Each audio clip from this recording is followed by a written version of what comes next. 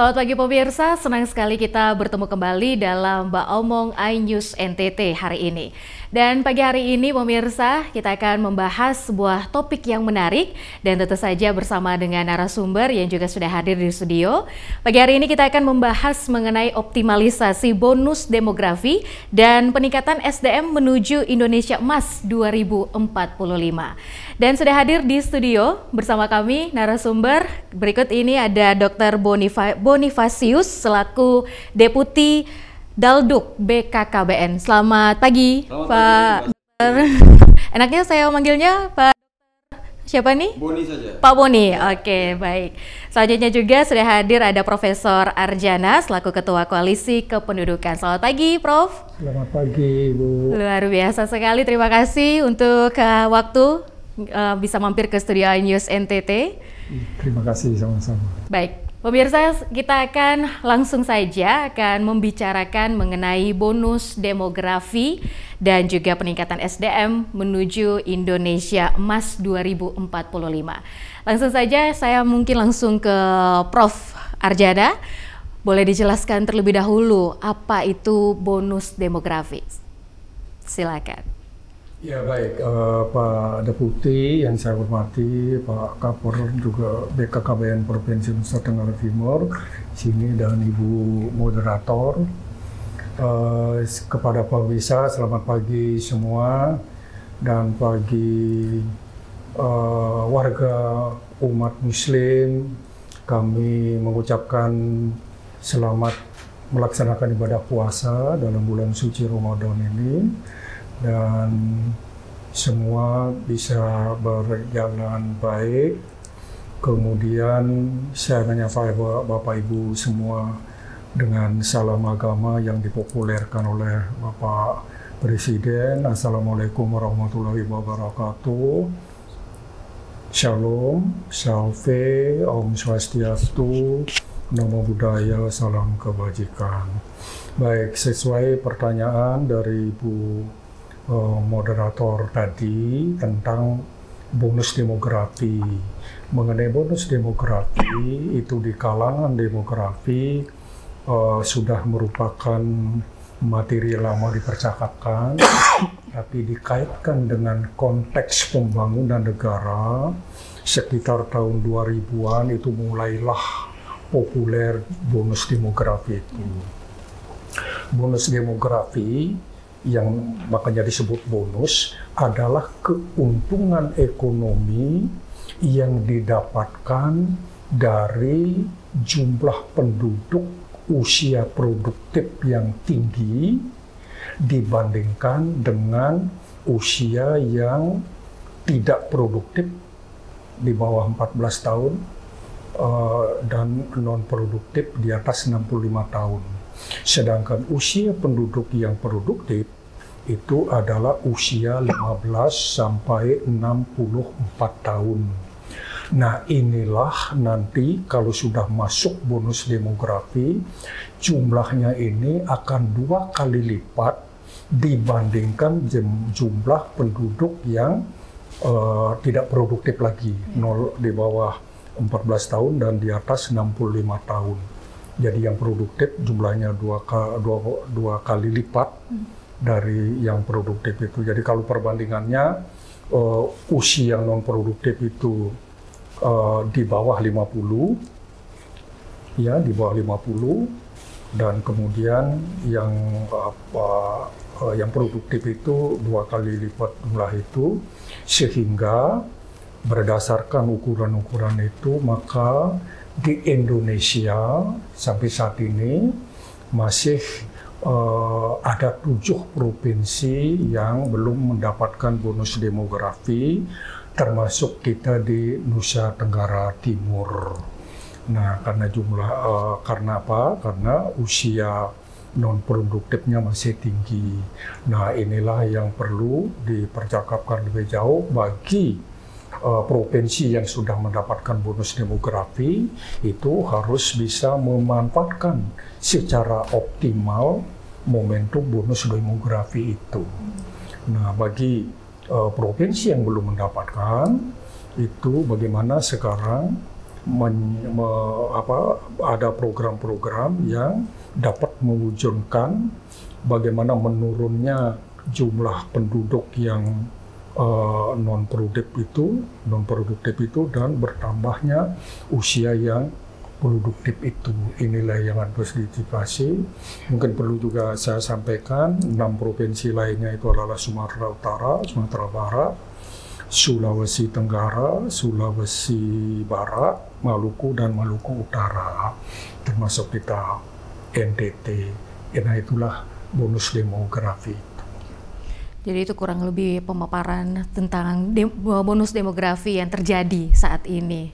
Dan kalau mau dibilang secara garis besar Indonesia masih aman ya untuk usia produktif. Tapi NTT nih, ya berarti ini gimana nih NTT nih? Mungkin Pak Dr. Boni boleh dijelaskan ya, baik, terima kasih. Lebih detailnya. Ya, jadi begini, kalau kita bicara bonus tadi sudah jelas dijelaskan oleh Pak Prof. Archana ya bahwa itu adalah lebih banyak usia produktif 15-64 dibandingkan non produktif 65 plus dan di bawah 15 yang anak-anak usia sekolah begitu.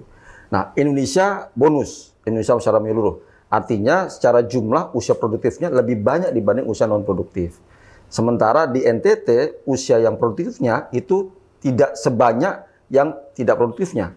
Sehingga artinya apa? Artinya ketika ada aktivitas ekonomi tidak ada yang mengisinya di sana. Ya, mengakibatkan produktivitasnya akan turun. Nah, secara konteks, kalau kita bicara bonus demografi, kenapa dikatakan bonus? Jumlah usia produktif yang banyak itu akan meningkatkan pertumbuhan ekonomi, gitu. Jadi itu sebagai sumber daya yang besar dalam aktivitas ekonomi, gitu.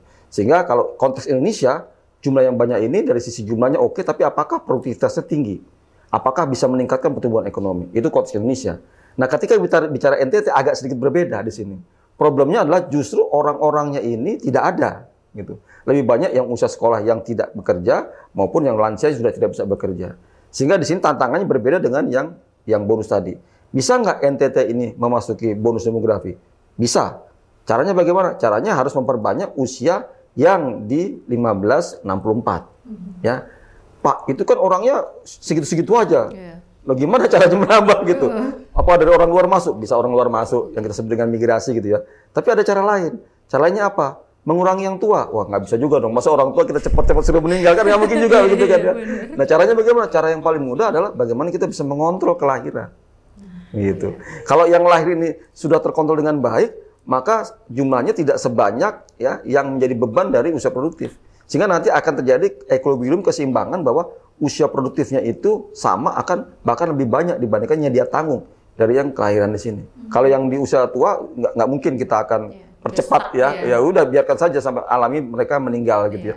Tapi yang muncul baru inilah yang harus kita coba untuk kita kontrol, kita kendalikan. Upayakan untuk bisa memaksimalkan ya Pak. Dan kalau kita lihat dari data yang ada di NTT total fertility rate ya itu dibandingkan rata-rata nasional masih tinggi. Rata-rata nasional ada 2,18, sementara NTT 2,78. Nah ini artinya apa? Artinya masih perlu kita untuk bisa mengendalikan kelahiran di NTT, sehingga dengan begitu akan semakin sedikit yang ditanggung oleh usia produktif lebih banyak, akhirnya NTT bisa memasuki era bonus demografi. Demikian. Baik, menarik sekali Pak Dr. Boni dan juga Prof. Yang juga sudah menjelaskan ya. Nanti kita akan lanjut lagi ke segmen selanjutnya, pemirsa tetaplah bersama kami.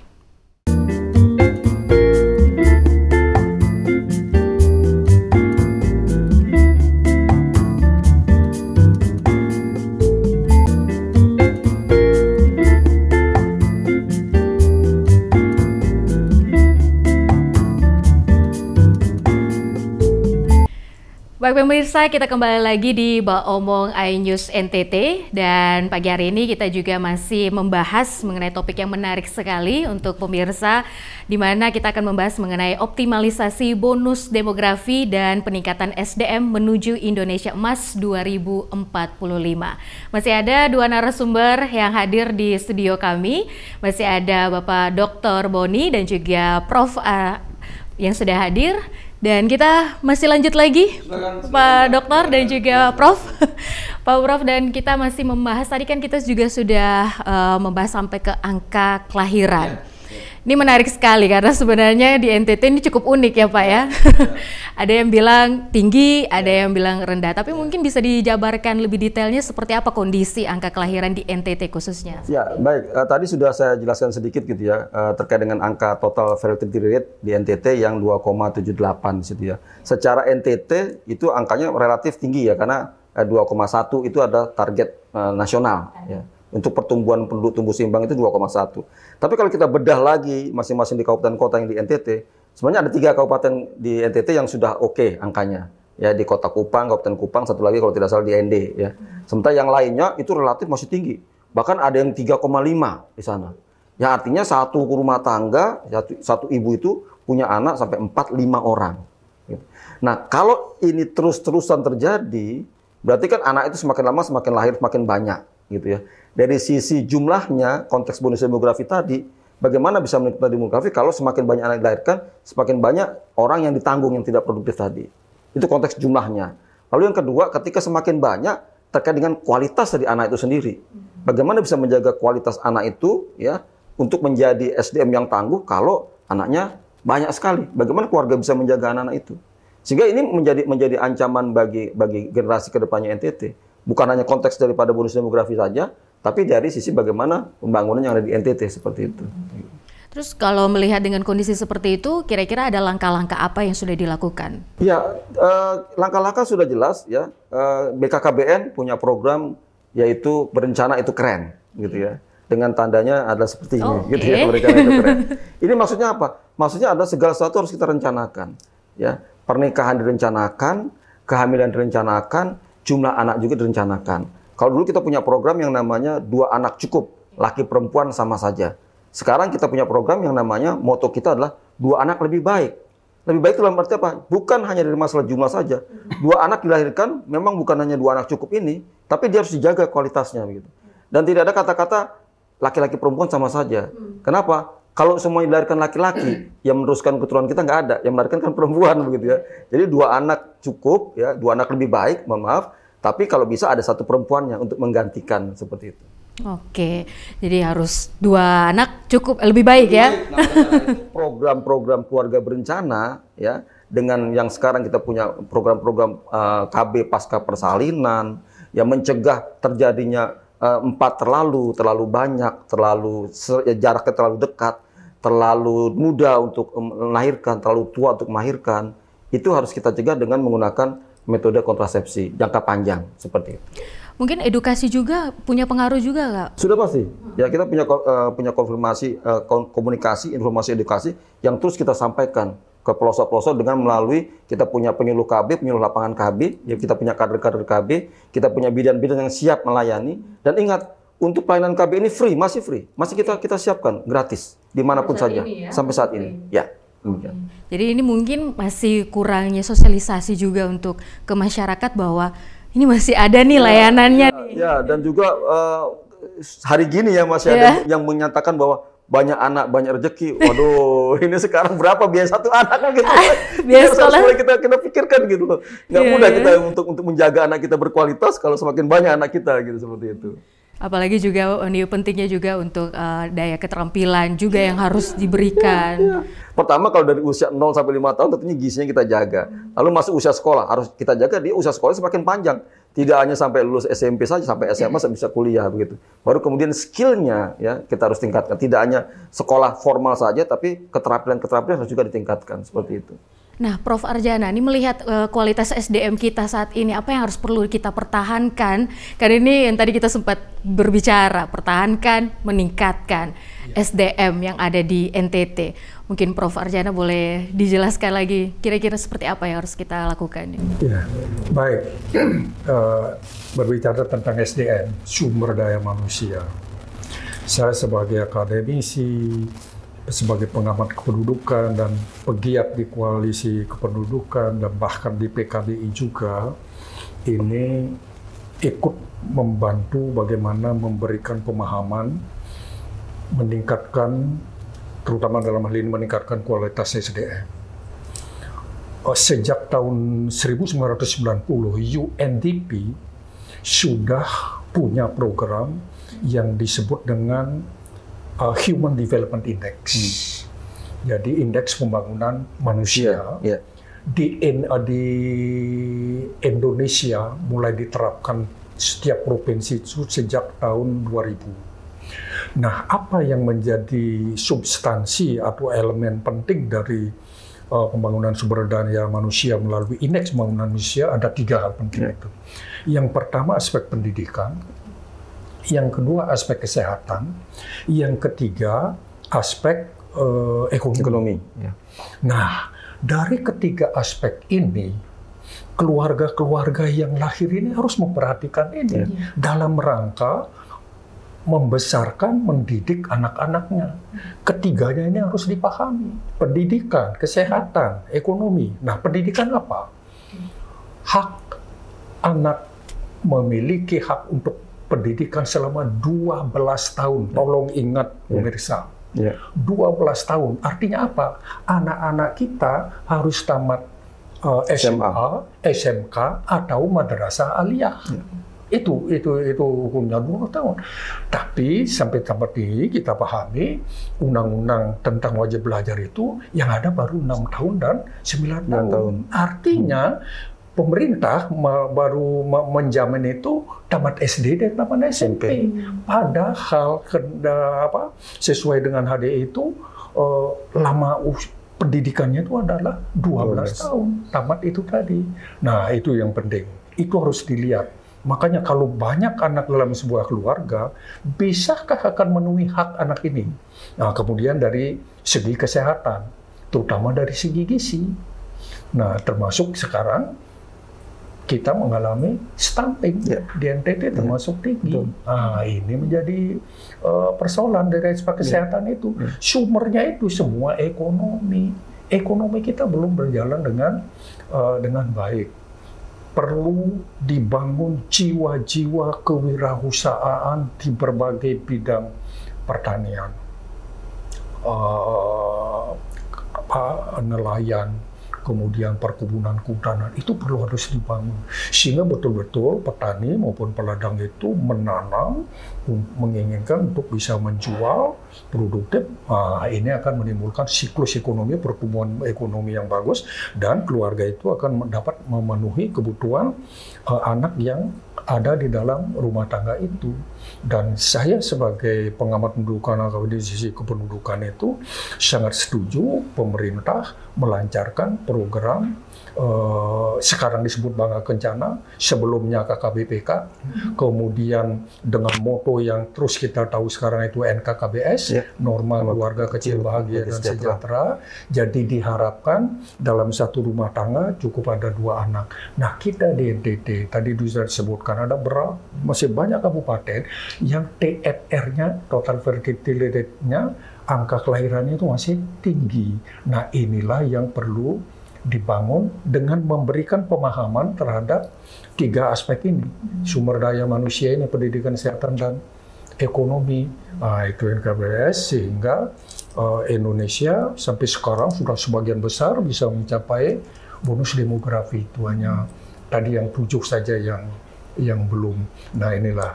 Tapi saya perlu juga sampaikan di sini karena Pak Deputi sekarang lagi ada percakapan tentang mewaspadai kondisi demografi karena Jepang mengalami krisis seksual.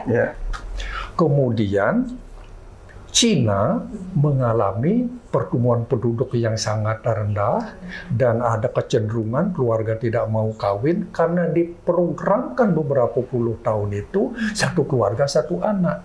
Nah, Indonesia sudah bagus, minimal 2 anak. 2 anak. Kenapa? Yang 2 ini untuk pengganti mamanya dan bapaknya 2. Nah, itu.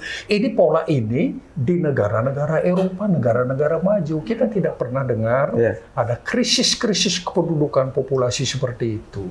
Nah, jadi di Indonesia sudah pas sekali itu NKKBS 2 anak cukup itu. Iya, 2 anak lebih baik ya. Yang menarik itu adalah tadi yang disampaikan oleh Prof tadi adalah stunting tadi ya. Jadi kalau kita tidak menjaga TFR kita, anaknya terlalu banyak, dia terlalu muda sudah melahirkan, itu sangat berkorelasi dengan stunting. Dan makanya TFR di NTT masih tinggi. Wajar kalau akhirnya stuntingnya juga tinggi juga. Ya, kita mau mencegah stunting, kita menangani stunting. Anak-anak balita kita kasihkan gizi, mereka tidak stunting. Tapi muncul lagi yang baru lagi. Muncul lagi yang baru lagi karena apa? Karena pernikahan usia muda. Karena anaknya jadi banyak tadi, ya, terlalu banyak sudah punya lahir lagi adiknya lagi. Nah ini nggak terjaga lagi kualitasnya. Muncul stunting baru lagi.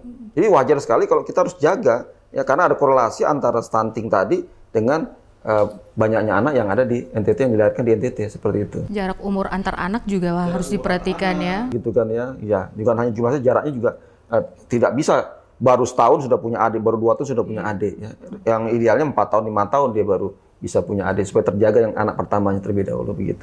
Oke, baik. Menarik sekali pemirsa, kita akan lanjut lagi ke segmen berikutnya. Mohon ditahan untuk Dr. Woni dan juga Prof. Araja. Nanti kita akan kembali pemirsa. Tetaplah bersama kami.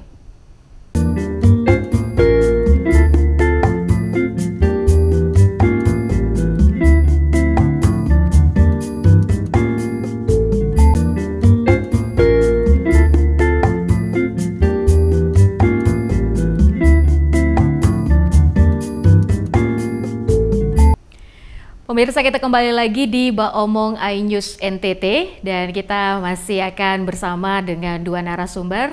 Bersama kami ada Dr. Boni dan juga Prof. Arajan. Kita lanjut lagi, Dr. Boni, kita seru sekali ya pembahasannya karena ini sebenarnya penting juga buat kita. Ini sekaligus edukasi juga karena memang sepertinya masih sedikit yang memahami untuk usia pernikahan. Karena kan kita lihat usia produktif tinggi, tapi ternyata di usia-usia yang masih muda-mudanya ini malah memilih menikah, hamil, dan sementara mungkin mereka bisa saja masih minim informasi terkait dengan pernikahan dan juga kehamilan. Itu seperti apa BKKBN melihat kondisi seperti itu? Ya, baik. Jadi kalau kita bicara secara undang-undang ya, secara undang-undang usia pernikahan itu memang 19 tahun. Ya. Tapi kalau secara kesehatan usia ideal menikah itu perempuan itu 21 tahun, laki-laki 25 tahun. Dengan konteks ini bahwa itu sudah siap bagi seorang wanita, bukan hanya untuk menikah, tapi juga siap untuk hamil yang berkualitas. Nah, problemnya sekarang banyak terjadi usia pernikahan anak. Jadi, yang kalau tadi TFR tadi itu bagus di angka 2,1, tapi jangan lupa juga ada yang terkait dengan TFR di usia 15 sampai 19, yang ternyata masih banyak. Ini artinya apa? Artinya ada 15-19 itu sudah menjadi ibu, sudah punya anak. Nah, kalau ini terjadi dan semakin banyak di NTT juga semakin banyak, tentunya ini akan mempengaruhi kualitas anak yang dilahirkannya. Nah, kenapa ini bisa terjadi? Tentunya banyak faktor. Ya, bisa kita terkait dengan faktor sekarang informasi yang bebas tanpa batasan yang membuat anak-anak itu, mohon maaf, melakukan seks bebas begitu ya. Tapi bisa juga karena kemiskinan. Ya. Kemiskinan, anaknya banyak, punya anak perempuan, daripada menjadi tanggungan orang tua, dinikahkan saja gitu. Ya, ada juga seperti itu gitu. Nah, lalu bagaimana BKKBN memandang isu-isu seperti ini? Kita punya banyak program-program. Salah satunya adalah program generasi berencana. Kita juga punya program yang masuk kepada sekolah, ya, yaitu sekolah siaga pendidikan, menyasar anak-anak remaja di SMP dan SMA untuk peduli, untuk paham terkait dengan isu-isu kependudukan. Kita punya juga namanya PIKR. PIKR ini Pusat Informasi Konstitusi Rekan Sebaya. Yang mana kalau kita punya anak, kadang-kadang anak itu tidak mau komunikasi sama orang tua. Tapi kalau dengan rekan sebayanya, di mana rekan sebayanya itu adalah yang paham betul ya terkait dengan generasi berencana, maka anak-anak itu bisa mendapat informasi yang bagus. Lebih cepat gitu ya. Dan sekarang kita punya berbagai macam kanal-kanal sesuai dengan kebutuhan anak muda. BKKBN punya Twitter, punya Instagram, punya YouTube, macam-macam, sehingga anak-anak itu juga bisa masuk ke sana. Jadi sekarang itu juga kita serang juga segmen remaja ini, ya, dengan menggunakan duta-duta generasi berencana kita, ya, dikaitkan dengan sekolah siaga pendidikan. Harapannya mereka peduli, mereka paham bahwa menikah usia dini itu berbahaya bagi mereka sendiri. Jalan mereka masih panjang begitu. Tadi Prof. Arcana bilang harusnya itu 12 tahun gitu ya, yang wajib belajar kita. Nah, kalau itu mereka dipahami melalui informasi yang betul dari teman-teman generasi berencana tadi, saya ini masih sekolah loh, saya masih punya cita-cita gitu. Mereka kan melihat contoh-contoh yang bagus ya. Kamu mau contoh yang seperti ini apa yang ini? Anak usia 16 tahun, mohon maaf ya, di beberapa kabupaten di NTT sudah punya anak 2. Jadi anak punya anak. gitu kan. Nah, ini kita beri contoh-contoh kepada anak-anak SMP, SMA itu bahwa ini loh kalau kamu berhasil menjadi seperti ini, yang ini seperti ini, melalui program-program BKKBN.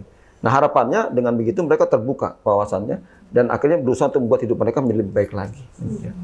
Kalau sempat saya lihat cukup trending belakangan ini nih Dr. Boni, ada juga ahli yang mengatakan bahwa usia 35 itu sudah sulit untuk hamil.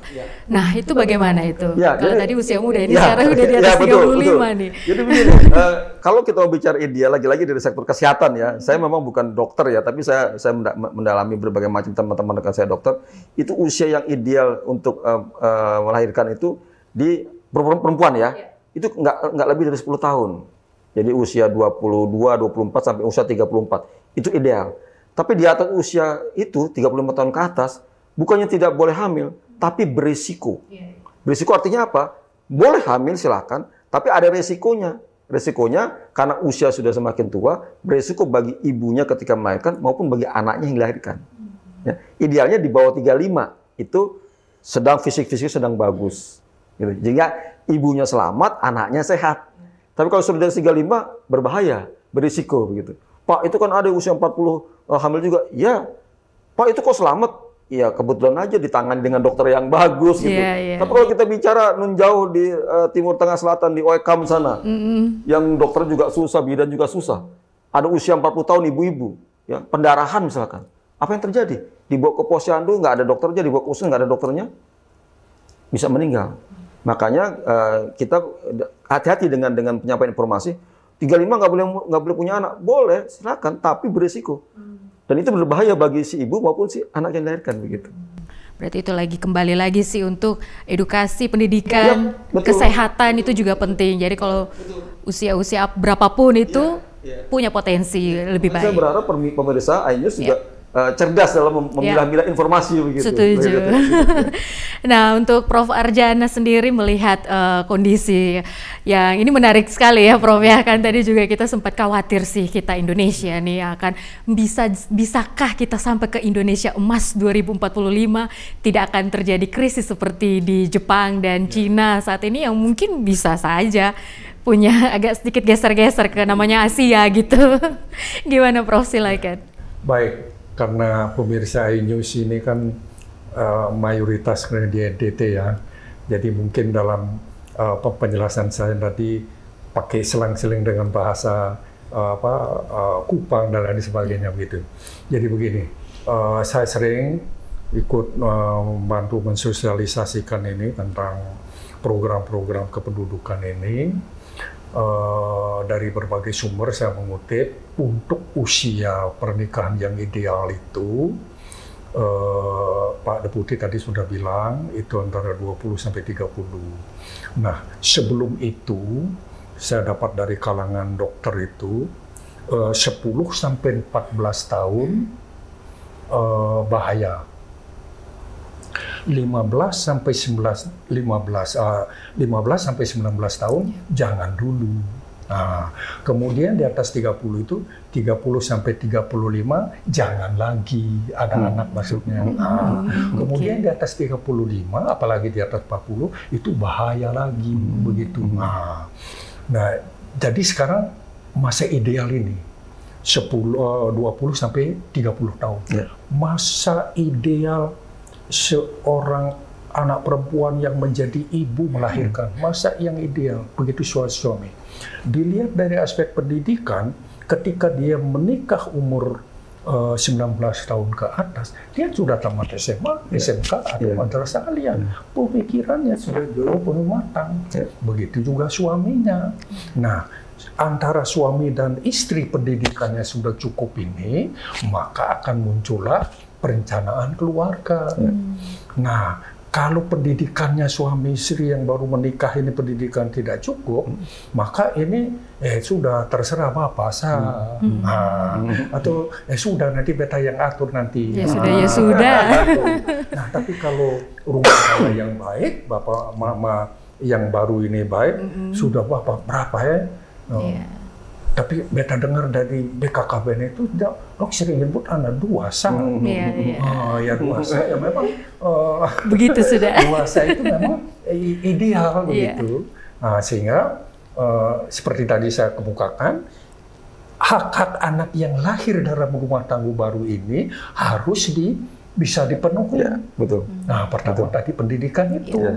Pendidikan kalau tidak sampai mampu tamat SMA, orang tua harus merasa salah.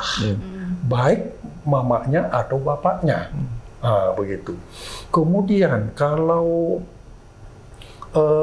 gizinya tidak bagus, itu tadi kita di NTT stunting tinggi. Stunting itu bahasa Indonesia bakunya tengkes, ya tubuhnya pendek, ukuran otaknya juga kecil, jadi akhirnya itu anak jadi tidak cerdas. Akhirnya dia menjadi sumber daya manusia yang untuk menyongsong Indonesia Emas 2045 kita kesulitan.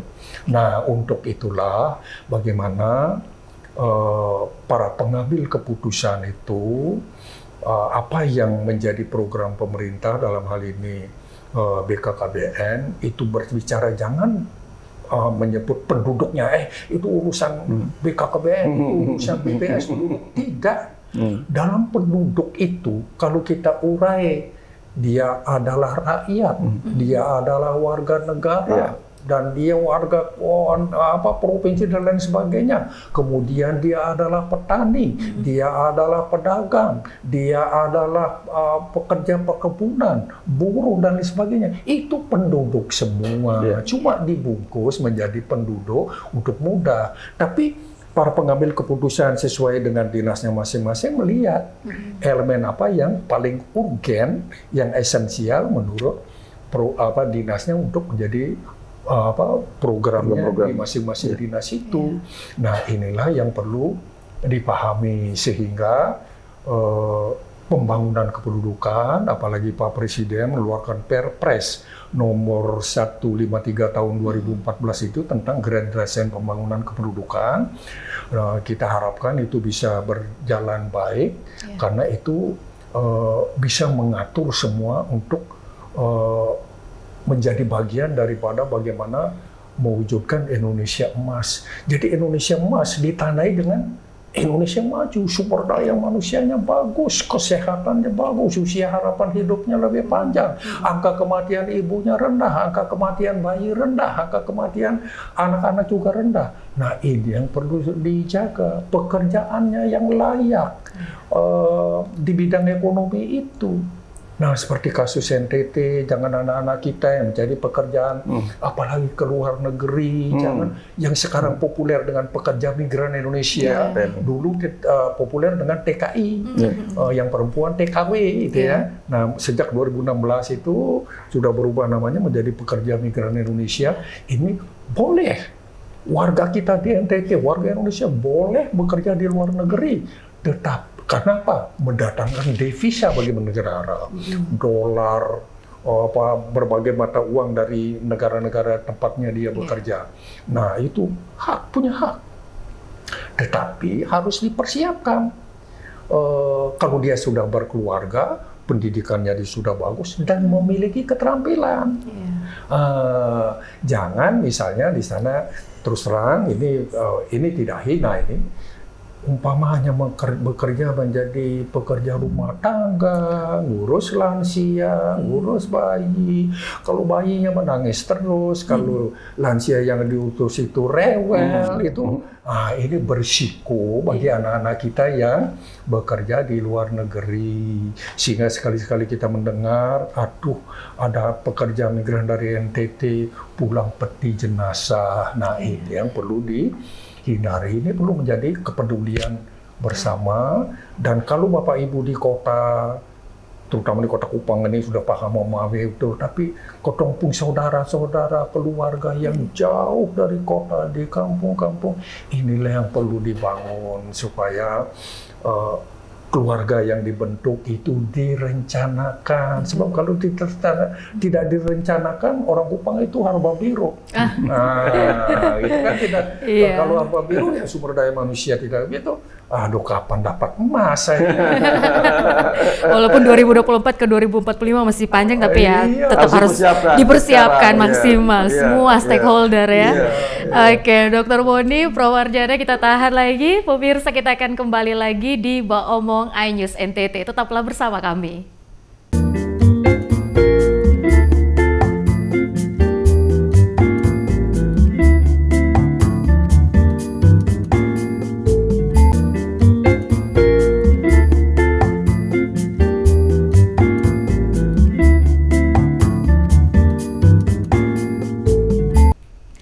Pemirsa, kembali lagi di Baomong iNews NTT. Semakin seru sekali pembicaraan kita pagi hari ini. Namun sayang waktu yang harus memisahkan kita ya, Dr. Boni, Prof.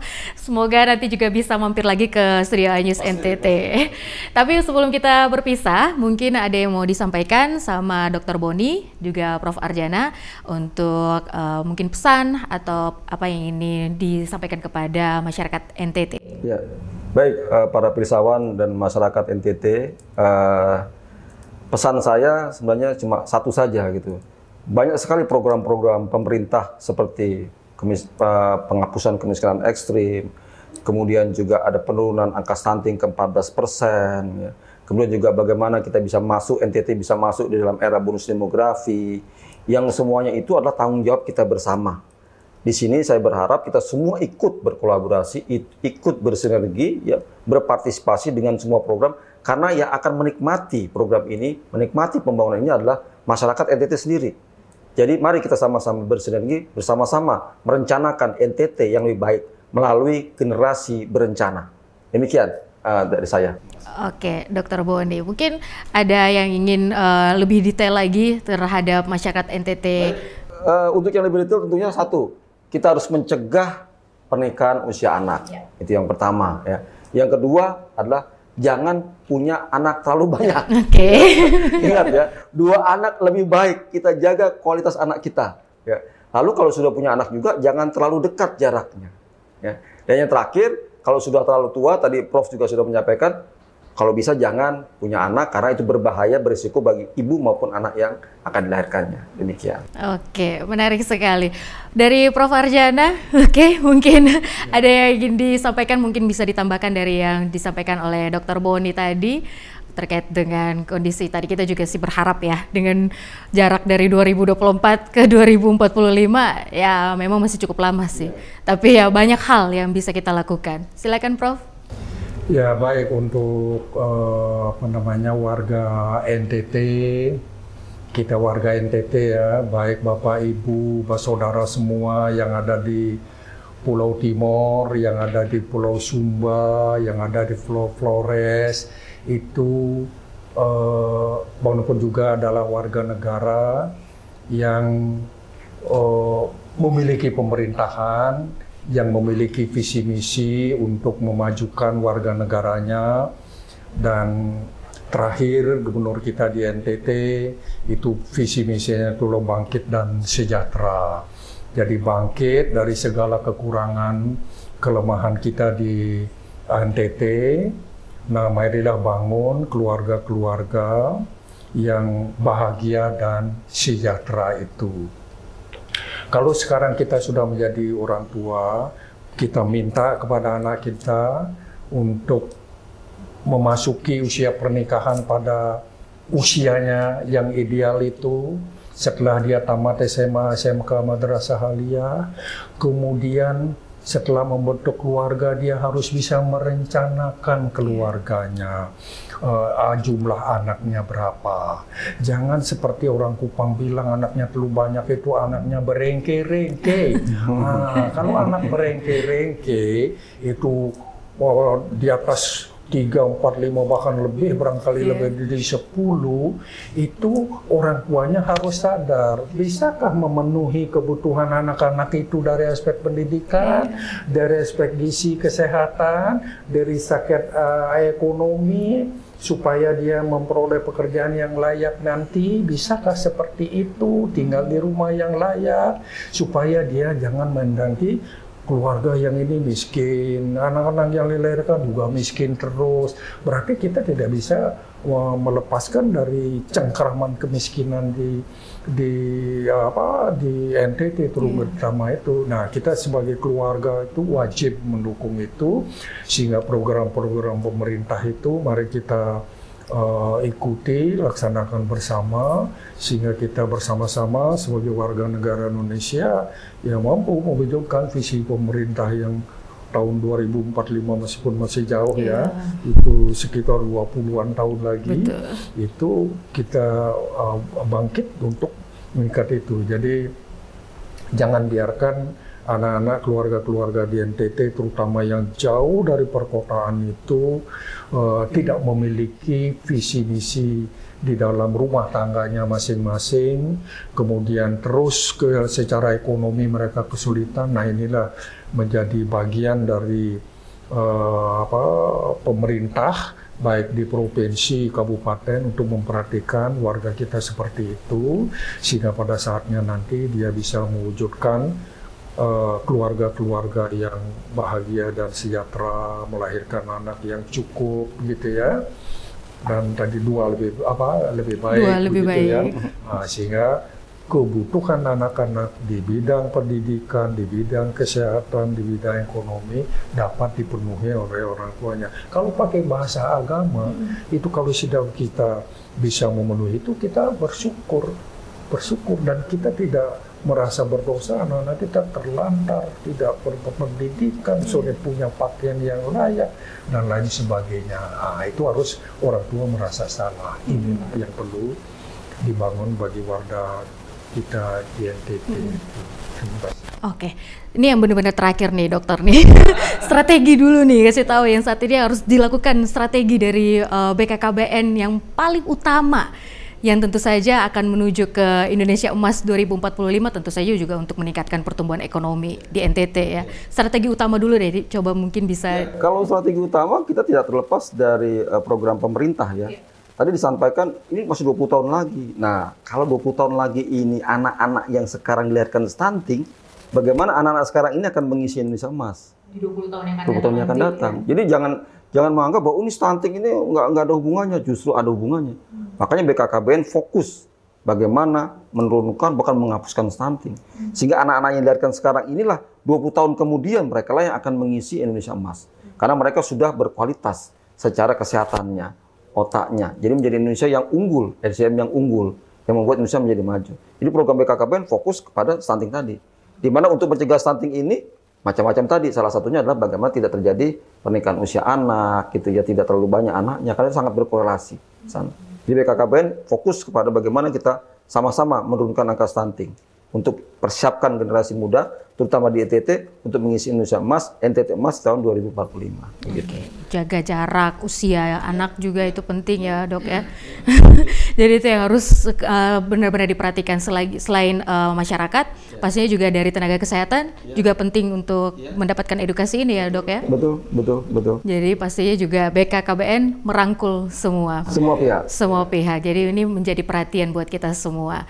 Oke, mungkin Dr. Boni dan juga Prof. Arjana, terima kasih sekali lagi untuk waktunya. Mungkin harapan tentu saja dari kita semua untuk Indonesia Emas 2045 ini bisa terwujud ya, walaupun mungkin nanti kita nggak tahu nih kita sampai ke sana. Dr. Boni, tapi mudah-mudahan apa yang kita sampaikan ini ke generasi yang sekarang untuk sampai ke. Sudah pasti saya berharap kalau semua mendengarkan, semua tergerak hatinya, maka saya yakin bukan hanya Indonesia, NTT pun bisa mengisi nanti. Walaupun anak-anak di umur di tahun ini masih kecil, tapi harusnya dari orang tuanya ya yang bisa sampaikan itu. Pendidikannya tadi seperti disampaikan dokter, pendidikan dijaga, kesehatannya dijaga. Ya, jadi semuanya berkaitan ya dokter. Terima kasih sekali lagi untuk waktunya yang sudah hadir. Mas Devi. Oke, main-main lagi ya ke Ayu News, sehat-sehat terus. Dan pemirsa, itu dia tadi obrolan kita pagi hari ini dalam Baomong Ayu News NTT. Kita akan ketemu lagi. Sampai ketemu lagi pemirsa.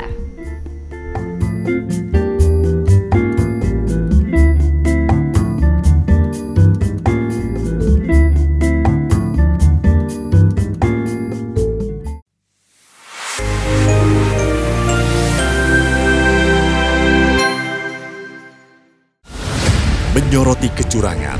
Si rekap KPU bermasalah. Tapi aku nggak ngapa-ngapain. Menyuarakan keadilan. Di balik ini semua. Tinggal akibat tenggelam. banget. Laporan mendalam dan eksklusif. Kami makan dari mana? Sesuai dengan tidak. AB Plus setiap minggu pukul 8 pagi di iNews.